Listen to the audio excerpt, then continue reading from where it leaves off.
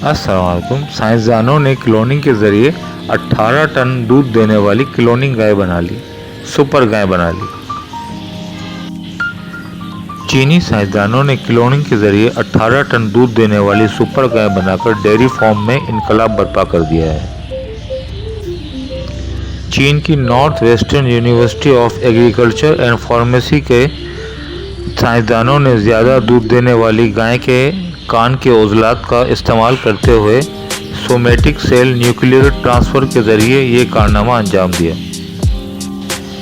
Media report के मुताबिक चीनी हयातियाती साइंसदानों ने क्लोनिंग के ज़रिए 3 बछड़े तैयार किए जो मुल्क के मुख्तलिफ फार्मों में उठाए गए क्लोन शुदा अहदाफ से लिए गए थे।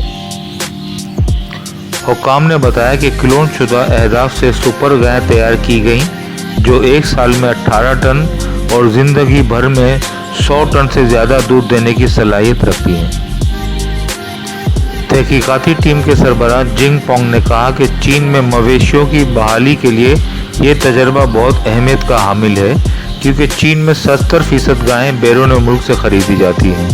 इन्होंने कहा कि 2 से 3 साल के दौरान हम 1000 से ज़्यादा सुपर गायें पैदा करने का इरादा रखते हैं और ये गायें बैरून मुल्क से जानवरों की सप्लाई पर चीन के इन्हिसार को हल करने के लिए एक मजबूत बुनियाद साबित होंगी।